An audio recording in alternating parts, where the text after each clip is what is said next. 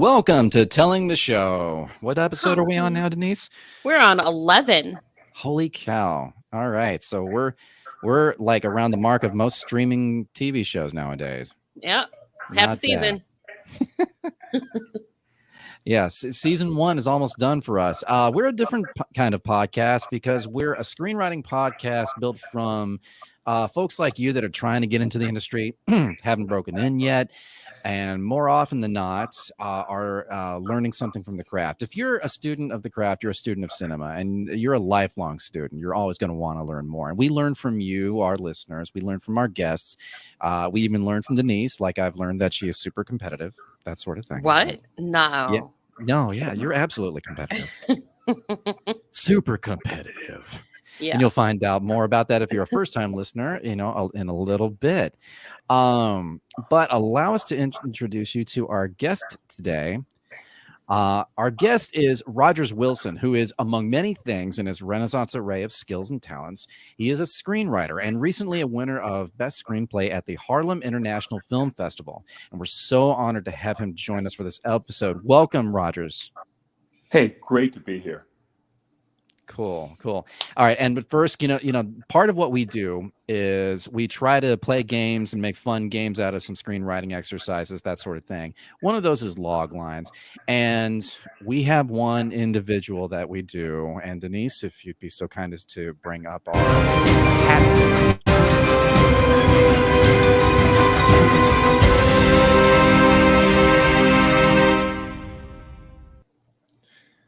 Yeah, let's get to it.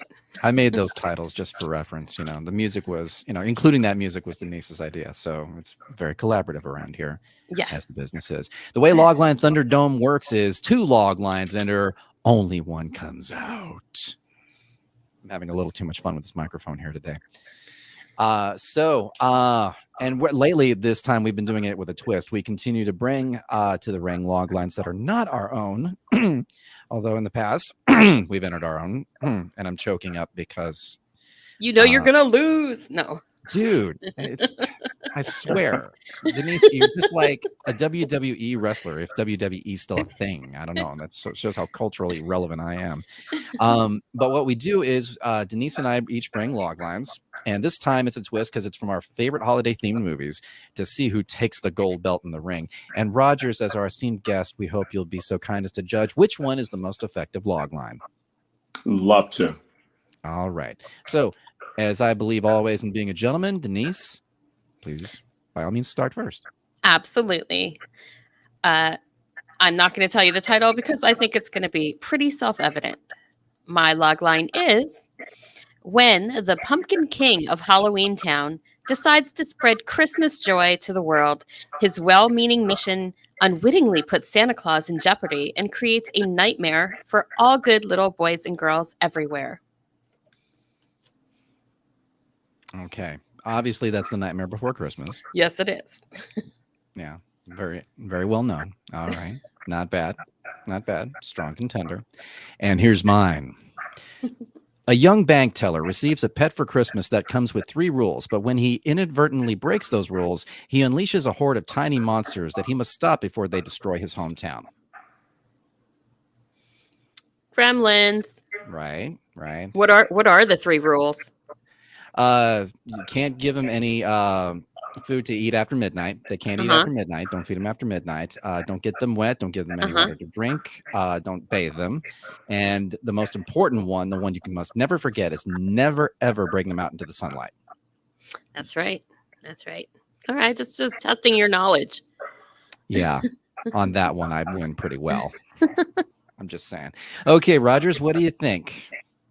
Boy, this is really difficult, but I would say, Chris, you did not win. Oh, that's okay. Oh yeah. That's okay. Okay. Now, what we need to know is why. I mean, I could feel the conflict and the brevity in Denise's log line. That's interesting. That is interesting. And in the one that I've got here, which, by the way, I didn't write. So it's someone else's fault. So it had a lack of conflict, you say? Yes. Well, I think Denise's logline was better projecting the conflict. Better at projecting the conflict. Okay. All right. I think because in the Nightmare Before Christmas logline, there are two negatives. There's the Santa Claus in jeopardy, and then all the nightmares for the boys and girls. Whereas in the Gremlins logline, it's a horde of tiny monsters against a town, where it's just like one negative conflict. Right. Okay. That's a solid exploration of that, and I hope you guys that are listening are really paying close attention. We're not saying have two negatives in a log line. We're just saying not at all. Just project your conflict well is the point. So why don't we go over to our topic, if you'd be so kind, Denise? Yep. So today we're going to talk about inclusive storytelling. It's something we've touched on before, and we on this podcast. It's morning. We on this podcast have been exploring universality and inclusivity, and really like getting down to the nitty gritty of how it affects our world, our storytelling, and the stories that we want to see in the future. So we have some questions we're going to pose to our guests today. Some include, is inclusive storytelling universal? Personal opinion, yes, it is. We've also been exploring how storytelling can be more inclusive. Our previous guest, Carrie Height, really spoke to that, and I hope we learned some more today. And then finally, how do we become better storytellers in a changing world, which is something that I am challenging myself with all the time because I want to be a better writer. Absolutely. And same here. So to you, Rogers, we're all seeing this world now, and in reflection of that in entertainment, a lot of different types of storytelling where there's danger in bringing in an agenda because you're not telling a good story at that point. Do you see that happening? Do you see that it's being more inclusive, or that it's feeding an agenda, or is it really doing more for the audience than by way of what it's intended? Well, as you know, this has been I think a traumatic period in the history of our country. I think storytelling has to reflect the society. If a person's telling a story from how could I say this, from a view that does not embrace diversity in our society, if they are not connecting to society, their storytelling will be limited. If you don't interact with people who are different from yourself, your storytelling is limited, it's one-dimensional. I do get concerned that if you don't embrace our society at large, it will not tell the story of the society. You have a very limited view of what's happening in your own community and in your own country. Do you think that's the secret to how storytellers can be more inclusive, by embracing those other communities? Yes, and at least increase your knowledge of those other communities, because we are a huge melting pot, and there are lots of stories within our society. And I think there's an opportunity to expose yourself to different communities, different people. It creates a richer story that really will connect with a larger percentage of our population. That's solid. I think there's the biggest challenge largely is to do that without being self-congratulatory, or more importantly, to do that where it really counts. Like when in the last year, we've just, not to be to touch on something too sensitive or be insensitive toward it, but George Floyd tragedy, out of that came all these moments where people were like, let's start to have the conversation. And many people started to on the deeper things that, on one side of the situation, there really should be no sides, but on one side of the situation, people did not understand why other people can be or should be afraid when they walk out of their door at night, even if they're well-meaning people. You would think that we would have evolved by that, and those discussions have taken place. But I think if you're talking to like other communities, and Rogers, let me know if you agree with this, if you're talking to like maybe a different religious community, the LGBTQ community, the African American community, however they want to be designated, I'm happy to talk to them anyway. But to truly get their point of view, you really have to look deeply at both, not just the ambitions or the image, but also the fears. Would you say that's just to look deeper is an important part of that? Oh, absolutely. Absolutely. I totally agree with that. I mean, I just think about actually being stopped by law enforcement, usually on the annual basis. It's usually related to me being in my neighborhood. And the question is, why are you in this neighborhood? And my response is usually, I live in this neighborhood. Hmm. And it's just something that is a part of our culture right now. But I think there is some acknowledgement. But the question, will this be a moment in our history versus a real significant change? Are we looking at a movement where we try to overcome some of our historical, uh, I guess, discrimination within this country? So I'm just hoping that it moves forward and really bring people into the conversation. But for me, as a Black gay man, I deal with this constantly. Um, I grew up in the 60s. I grew up with Klansmen burning crosses in my town. My dad was in the civil rights marches. For me, this has been a nightmare, a horror show, if you will. But I think last year, uh, triggered by George Floyd, the trial just brought all of that back to the front of the burner, if you will. So I think there's a level of trauma going on, or re-traumatization of people. I'm noticing it, at work with my friends. So it has significantly impacted our country. And that's sort of what I was speaking to in our last episode, where I feel like these traumatic experiences and these conversations that we're having now that we weren't having before are an opportunity for us all to learn. And so I've been encouraging people that are out there in the fight to tell stories with this incredible technology we have in our hands, our phones, like make a video, talk to someone, find that opposing viewpoint and talk to them about it. It doesn't always have to be a protest. It doesn't always have to be a fight. You can have a conversation most of the time. I mean, there are times where you can't just talk to people, but this is an opportunity to tell some of the most riveting stories we've had in a real long time because they are based on truth. And I feel like that is going to bring us a more inclusive world. Like if we go out there and tell stories that are happening on the streets now, 2 to 5 years from now, we'll be seeing those stories on the big screen.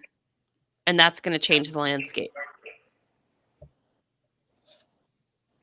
Agreed. And something we actually posed to Carrie Height in the our last podcast, and we're going to post it to you, Rogers, is so Denise and I, neither one of us really belong to the rich cultural communities you belong to. And yet screenwriters are often, trying to stretch their boundaries by, writing characters that belong to other communities. I mean, I know I've tried it. Denise, you've mentioned that you have. Do you think that, I mean, I think it's important to try, but very few are capable of succeeding. Rogers, do you think that's from a screenwriting perspective, knowing that these other communities are out there, and even if you don't belong to them, is it something you should attempt to inform your screenwriting? Should you try to write characters like that, or is it simply a matter of research, or is it an area you need to tread more carefully with? I think you have to be cautious. If you're reaching out to other cultures, other communities, it has to be authentic. Um, I mean, I have friends of every race, every religion, every background. And from them, I live a richer life. but my connection to them is authentic. I connect people. They're important to me. They are my family, my extended family. But it has to come from a place of sincerity and openness and honesty.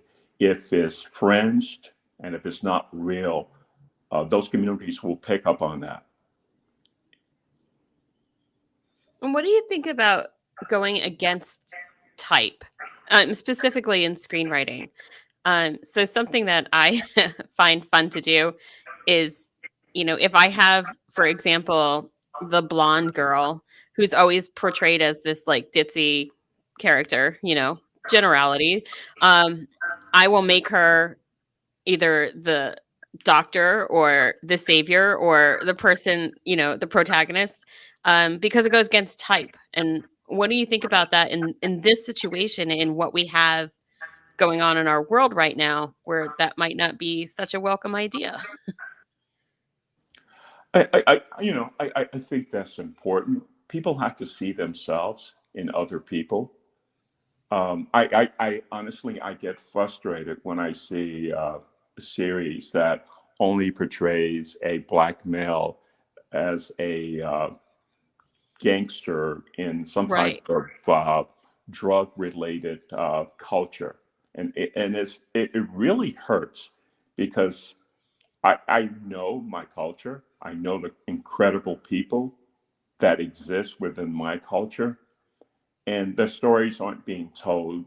Part of that could be Hollywood's desire to really design stories based on stigma. Mm. Yes, it's intriguing. There's crime, there's drugs, but it doesn't represent the community. And I think a part of that is that there's they have limited themselves on their communities. They don't know people who exist within those communities. So it limits what they finance, what they produce in the industry just because of that limitation. That was one of the sobering facts we've come across is that and we know that, there is a strong desire to have strong scripts, but, Hollywood being a risk averse business, they're obviously going to go back to the well more often than they should. And then you see movies like Moonlight come to the surface. Do you think that brought more towards what you would expect to see in better, or did it move things forward in your opinion, Rogers? I think that was an excellent film. Um, it really approached, the drug culture, gay life, the lack of access to opportunity. I think it was a beautifully written work, but that doesn't tell other stories. I've seen that view before. So, talk to me about the minority that's a migrant farmer, talking about people who lived during the days of sharecropping in this country. I think there's just so many great stories out there, but they don't get produced, they don't get financed. And so what happens is society also has a one-dimensional view of a group of people just because media, the entertainment industry doesn't highlight those other stories. So that I worry about. And I think sometimes I know I do this, is like, my goal is to get a movie made. Um, and I think with COVID, it actually had me reassess what success is. So now my ultimate goal, yes, have a movie on the big screen. Sure. Financed by a major studio. My immediate goal is to make a movie myself that I know I can get out there, put it on social media, put it on the web, whatever. Um, and I think that one of the obstacles with getting these true stories out right now is that we're only seeing that ultimate goal. We're not willing to take that step and say, you know what, I'm going to make something or tell a story that I know I can get out there sooner, because we're only looking at that major studio as an option. I totally agree with you. I know, for example, I'm starting to look at production. I'm Hmm. enrolling in a UCLA course this winter coming to really expand my view of the business. So screenwriting is a part of it, but I'm at the point of realization. I really have to expand my capabilities in the area if I'm going to be a successful screenwriting. Yeah. Well, and that's interesting because Rogers, I know you from the same program that Denise and I graduated from, the MFA screenwriting program at National University. But you hold multiple degrees. I think it's time we learned a little bit more about you. Tell us a bit about your background, how you came to screenwriting, and tell a little bit about those other multiple degrees because I think people would find that fascinating. Yeah, I'm glad we are plugging our university. We both, or all three of us, graduated from National University in LA. Um, by profession, I'm a forensic and adult psychiatrist. I've had a special interest in workplace violence and evaluating sexually dangerous persons. So, clinically, my career is also focused on adolescents. My interest in screenwriting was actually prompted by my mom. She was an amateur religious playwright and a Baptist missionary. And after my dad died, she sold burial insurance to support our family. Um, but I think watching my father sick during most of his life, he had juvenile diabetes before they had a lot of treatments for it. Mhm. And he died of that, but he sort of inspired me to become a physician. So it's been a background that I've enjoyed from a professional standpoint, but I also enjoyed screenwriting. It's about self-expression, but also it connects me back to my mother, who really loved plays. She actually had written several religious plays, and usually the themes were related to women in religious turmoil. So that's sort of my background. And that's fantastic because a lot of what you're talking about led to the screenplay that we mentioned earlier that you've recently become a big winner of. Um, First off, more importantly, um, if I can show the image here, trying to show.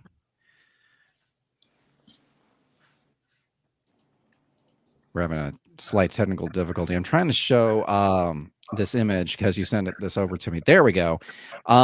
Winning feature screenplay, Ella Witnessing at the Harlem International Film Festival. Congratulations on this, by the way. This is got to be a huge deal. I mean, because this is the cream of the crop right here. And um, so first off, tell us about Ella Witnessing and what it is and what the inspiration was, which I can tell kind of comes from your family. Absolutely. This story is about inclusion. Because my protagonist, Ella, was excluded based on race, based on gender. So this is the story I was attempting to tell. And of course, this is an original screenplay. It's based on actual figures in real and fictional events. So Ella is actually based on the life of my aunt's grandmother. Her name was Dr. Ella Prescott. So this story is personal. One of the supporting characters in the story is actually my grandmother, Easter. My grandmother and my grandfather rented out rooms in their home to Black visitors and travelers who couldn't reside in a white hotel. My grandmother died in 1926 when my mom was 7. Ella died in 1925, secondary to a kidney infection. And this is, before the days of antibiotics. So Ella and Easter were very close friends in real life. The title is about all of us witnessing the lives and the existence of each other. We confirm for each other our existence in how we live our life, the stances that we take within our life. This script is really in the dramatic historical genre. And if I had to describe it, it's sort of like the Nick meets Dr. Quinn, Medicine Woman, that meets Mudbound. The Nice. key protagonist, as I mentioned, is Ella. She graduated from medical school, and this was Flint Medical College in New Orleans in 1905. This woman was originally from Eloy, Louisiana, which is in central Louisiana. Her journey into medicine was actually inspired by her dad, who died, uh, and she promised him that she would pursue a career in medicine. She completed her training in real life in 1905. So within her Black training program, she experienced misogyny. And when she went into the world, not only was she dealing with misogyny, she was also dealing with racism. She realized that this was not her world.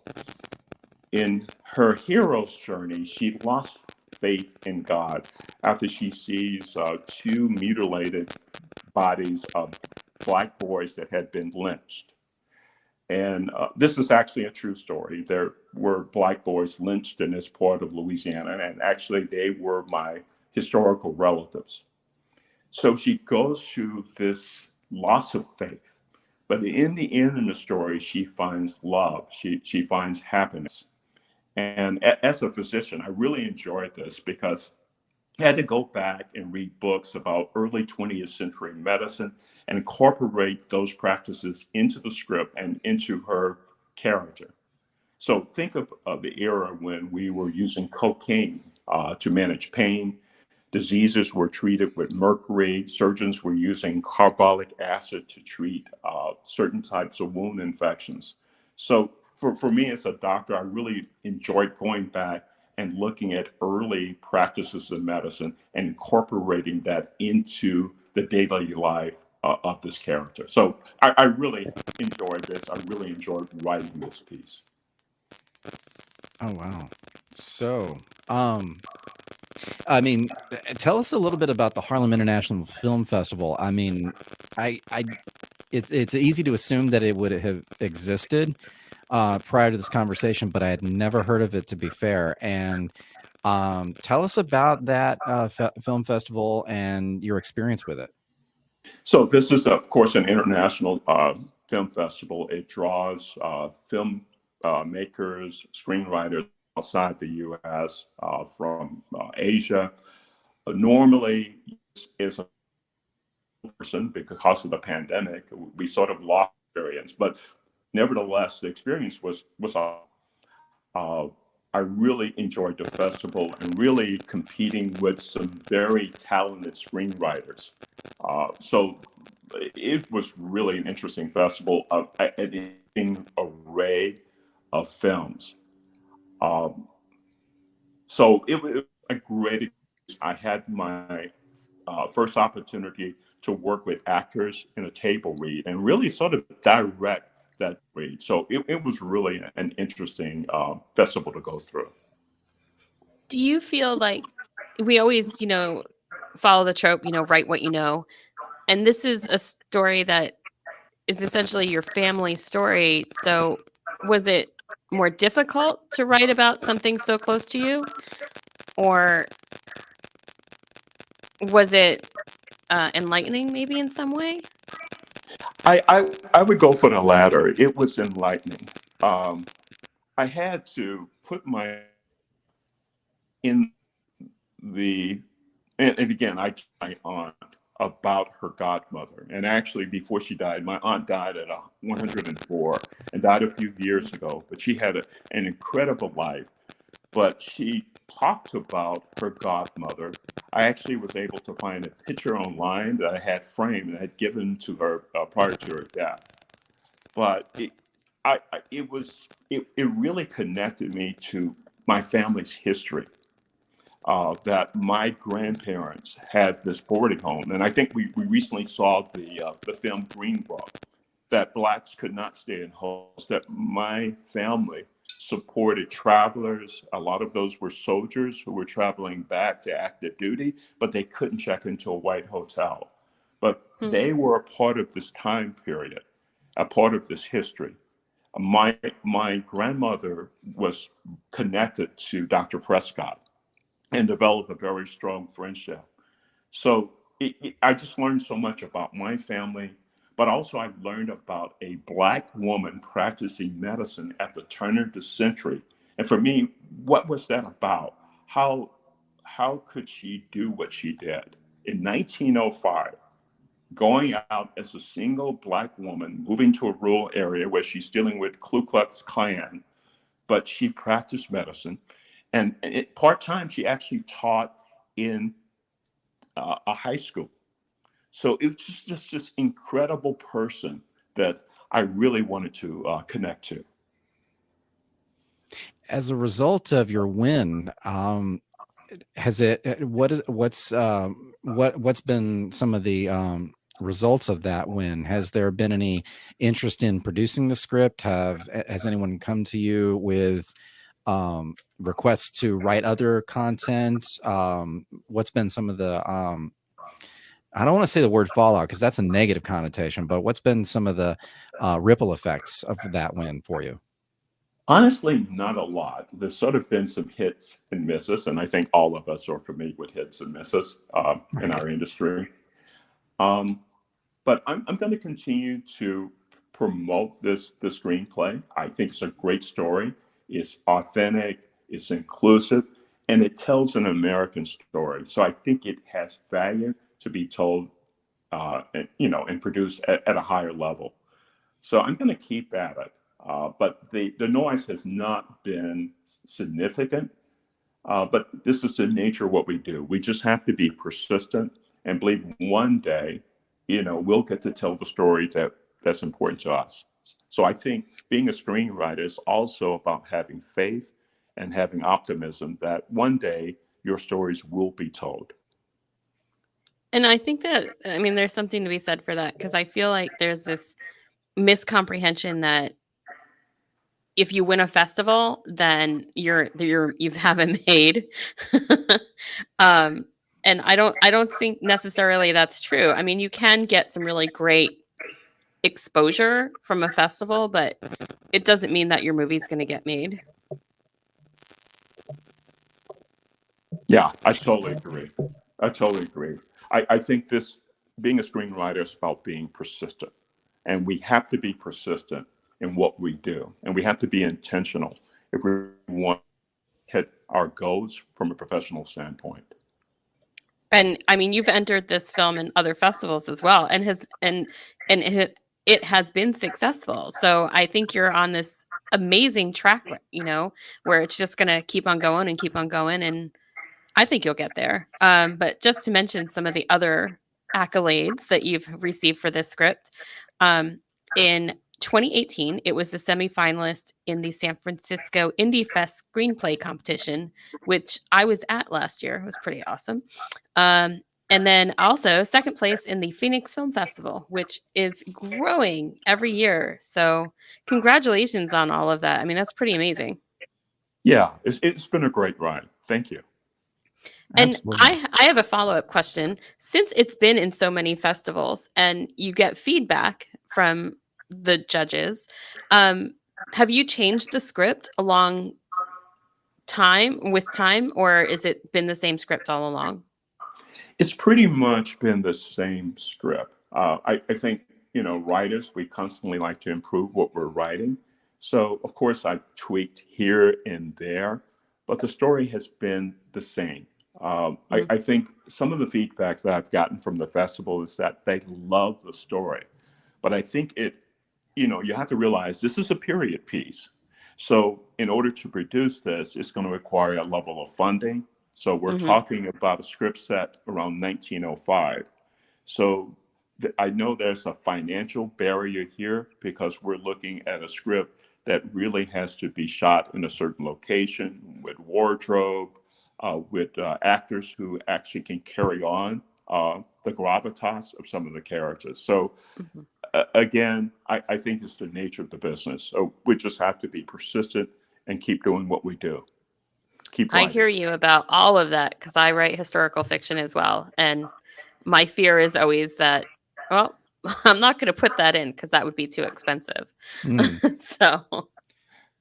And I don't think a screenwriter should ever worry about that. I mean, at a certain point, you do want to worry about a price tag. You still have to come back to the basics. These characters, do you want to see them? and do you want to see them on the big screen or any screen for that matter at this point? And I've got a continued follow-up question from the contest situation, Rogers. We know as screenwriters, we face a lot of Pyrrhic victories. As more often than not, it's you're not really getting a lot of applause or standing ovations when you're largely writing alone, unless you have a partner. How did you celebrate this win, if I may ask? That's a great question. I just did a happy dance around the house, and of course I brought my family, and they really praised the competition, but also my placements in two major competitions within 2021. But it's a level of gratification for your work. And it really just gives you motivation to continue to do what we do, continue to write, to continue to tell stories which are important to us. I also had a chance to direct a table read here. And I worked with 5 incredible actors. And one of the actors actually couldn't make the record. So I actually ended up doing the narration. And also I played a bar in one of the scenes. So I really enjoyed it. The actress that portrayed Ella really personified the character, and she was able to do the South Louisiana dialect, and she made Ella come to life. And for me, that was a surreal experience. It was absolutely wonderful to see a character come to life right in front of you. And we've talked about it before, but I mean, if you have a script and it's a table read, having somebody else read your work out loud and having you hear that pattern and hear the story come alive is some of the best ways to flush out problems. It could turn your story in a completely different direction, or it can just solidify what you have as being a good story. Absolutely recommend table reads. And like I've said previously, if you ever need any help setting up a table read, let me know, because that is what I do. That's definitely for our listeners. Although personally, I will say it depends on what stage your screenplay is in. If you're at a point where you want to test it before you submit it to a festival, definitely, seek Denise and her services out. If you're at earlier draft stages, do it with some friends that you trust. Do it with some friends. Yeah. And, I can't tell you the number of scripts that I'm sent in a week because, they're like, hey, I just finished this. It's a first draft. Can you give a read for me? And that's how we become better writers, is by reading other work. So I've always said that because I'm a judge of a festival, and I can't tell you which one, but I'm a reader. And you can tell the difference between people that have never read another script and people that have, and it's pretty evident. But yeah, that's one of those things that you channel in as far as getting that writing done. That table read that you produced for Ella Witnessing, Rogers, was that specific for the Harlem International Film Festival, or was it something you did independently of that? No, it was actually a part of the festival. So the festival selected 5 screenwriter finalists. So each of the finalists had to produce a table read. So the festival provided the actors, and a lot of these were up and coming New York actors that got those. So they actually selected the pages they wanted for the table read and helped you to select the actors. So you basically get together with the actors and start to practice the table read. So there was a lot of support here. Then the judges will decide, based on the script, but also the table, the winner. So of the 5 finalists that they selected, I was the feature winner in the competition. Nicely done. In the case of fun stuff, going back to your happy dance, if we could for a second, to shift to some fun stuff, and this is for all of us to answer, I think, just to throw in a different set of particular ideas on this. I think we should talk about anything we've recently seen out there in film, TV, or streaming or otherwise that really entertained us or penetrated our souls, and what we're looking forward to in the future that might do the same. So I throw that out to you, my colleagues.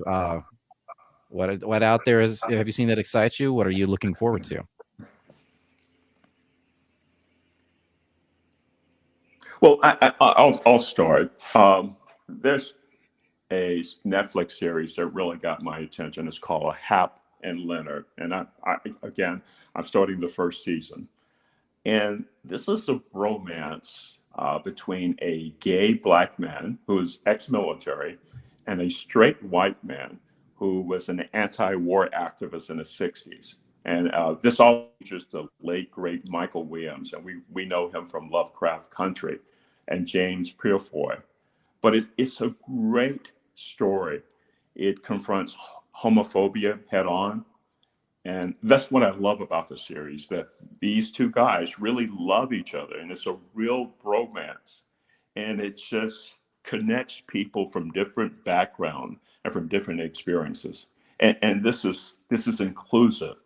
And it tells a story that needs to be told in our society about people interacting with each other from different sexual orientations without fear, but they connect to each other in a genuine nature.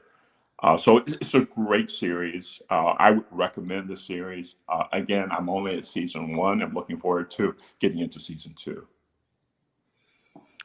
I don't have anything as eloquent as that, because I've been watching Ted Lasso. I finished. I've been watching SEAL Team. Let's see. Pretty much everything else I've been watching is just for pure entertainment value. Mandalorian, Hawkeye just starts. I'm not going to say starts today because then it would date this episode, but Hawkeye. I am looking forward to that one too. Yeah. That's really about it. I did just see Ghostbusters. Yeah, I saw it too. And I thought it was well done.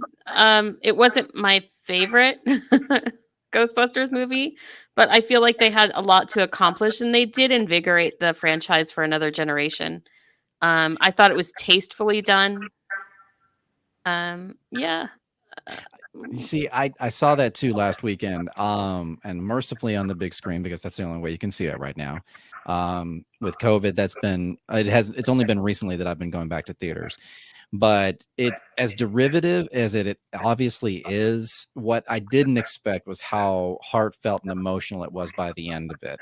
And definitely, if you're a fan of the Ghostbusters franchise, you absolutely need to stay through the credits to at least the mid-credit scene. The mid-credit scene, I laughed my head off. Though critically thinking wise, it's still very highly derivative. So if you're looking for new ground to tread, I can't say that would be the case with Ghostbusters necessarily, nor any of the other ones. I know Ridley Scott's recently gone on record as being quoted as being very not hateful, but not a fan of Marvel movies, and also very dismissive of the culture that is receiving his work, like The Last Duel. But having said all that, and no offense to someone who's actually in the industry and making things as opposed to me, but I'm actually looking forward to things like Hawkeye, and definitely to Spider-Man No Way Home. Oh my gosh, yes. Spider-Man. Yes. And see, I'm of the generation that didn't get Marvel movies growing up. We had maybe a Superman movie, a so-so Swamp Thing movie, a Supergirl movie that only a fan would love, and you have to be a hardcore fan at that. And then you got a pretty kick-ass Batman movie. But after that, honestly, it was just Marvel. It was funny back in the late 70s, early 80s. Marvel was okay on television. Couldn't get anything done in film, if at all. And even then, some of it was like had some mixed results. Fast forward here, like 30, 40 years later, the complete opposite is true now.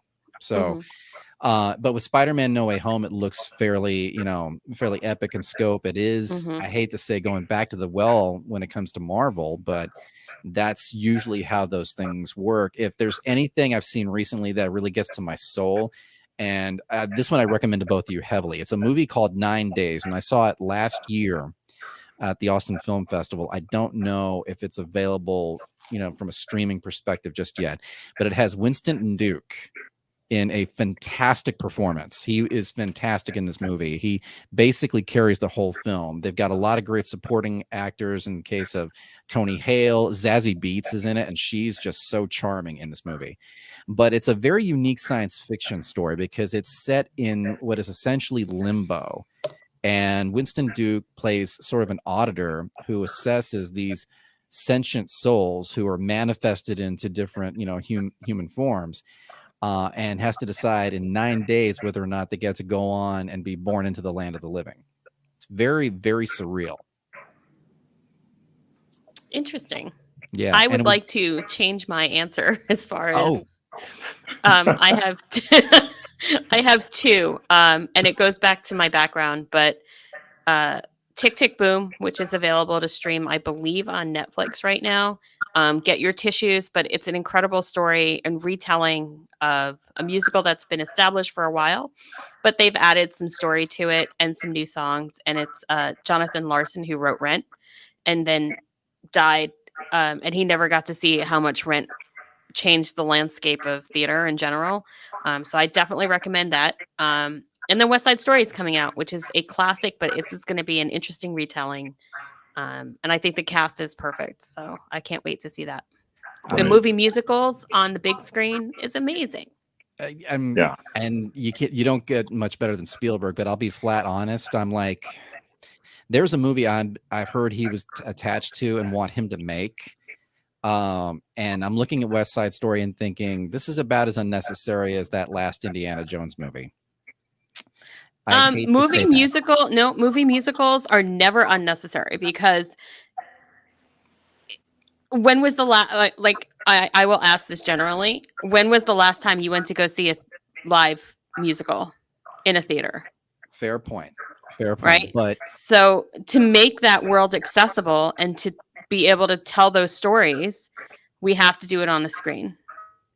I don't disagree with that. I just think that there's already a Robert Wise one. I think there's a lot of musicals out there that deserve to get big screen treatment ahead of West Side Story. And Wicked's coming out next year, unfortunately.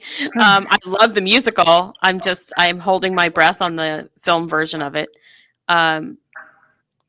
Agreed. I also think that because of Hamilton and the success that it's had, they kind of set the precedent of filming and moving forward and bringing it to audiences that will never have access to a live show. And I think it's really, really important. Yeah, fair point. And and the other side, to argue for making a film like West Side Story is that that's a time and place that doesn't exist anymore. When you're making film, you want to take people to places they can't see any other way. Absolutely. And I think the thing with the West Side Story and the reason that I think it's still valid as a story is that world, even though it doesn't exist today with dances and all that kind of stuff, that world still exists. There's still prejudice. There's still this feeling of these people are invading my home. And, yes, the story is about these two lovers and coming, it's a very Romeo and Juliet, blah, blah, blah. But that West Side Story is still about people from different sides of society coming together and finding out what they have in common. Well, and that speaks to a term Rogers brought up earlier, melting pot. I grew up with the idea. I was born and raised in San Antonio, where right now I think the greater weighting of the population is more to the Hispanic community, and was to some extent that way growing up. But I was a military brat, so I was always going to be put into the mix of diverse cultures. So you would think inclusivity should be like in my DNA, and I would like to believe it is, but I learned something new about that all the time. But growing up as a kid, I saw the Great American Melting Pot musical stint on Schoolhouse Rock, and Sesame Street was big on showing inclusivity. So it's been around us all this time. it just amazes me that our culture, right now, we've got a whole lot of people that just haven't embraced that. And I wish we could elevate them to that direction. Absolutely. Absolutely. And Rogers, any parting thoughts on that? Anything that's in terms of inclusivity in our world? No, I would just say I think this is an opportunity for all of us to expand our horizons in filmmaking and really look at stories that we should tell, but maybe we're uncomfortable telling that particular stories. So I think this is an opportunity as a country to really look at society and tell the stories that haven't been told. Agreed. I agree. Beautiful. Yeah. Beautiful. And on that note, I think we can close the show on that complete sentiment. Denise, where can people find us if they want to learn more about Rogers and more about our show here? All that information is streaming across the bottom, but you can follow us on Facebook, LinkedIn, Instagram, Twitter at Telling the Show, or old-fashioned email still works. tellingtheshow@gmail.com. And we definitely want to hear from you. And I want to thank everybody that is helping to spread the word. We have some new likes, some new listeners, and we want to grow with you. So let us know what you like, what you don't like, what you want to see more of. We want to hear from you. That's all I got. Absolutely. We have some great interviews coming up in the next year. Yeah. When this episode posts, it'll be closer to Christmas. So we're going to be bringing to you some additional writers / producers / directors coming in 2022. I just want to pay homage to my avatar. That is my Dominion Jurassic World avatar with Christmas lights. Nobody noticed it, but that's really what I was going for. I'm sorry, that rocks. I mean, my background is just like all the toys, so I certainly, go for the toy end of Christmas, certainly. So Denise, do you have any departing words of wisdom? Or I don't have any departing words of wisdom. I would say the best way to escape the stress of the holidays is to go bring a notebook with you and write. Not a bad one. And little gift giving idea for all you folks out there that need gift giving ideas for screenwriters.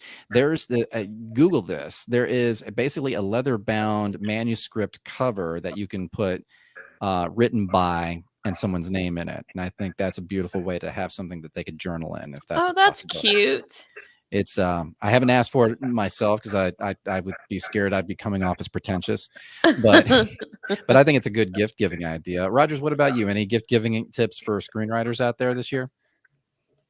I would just say keep your mind open, and that's a gift to yourself. Amen. Beautiful sentiment. Absolutely. You know what? And that kind of leads into I found some departing words of wisdom and I got inspired by this by our conversation with Carrie Height. And as much knowing that we were going to be talking with you as well, Rogers, but, and hey, great call out for Logline Thunderdome theme music, giving credit where credit's due. But these departing words of wisdom came from Melvin Van Peebles.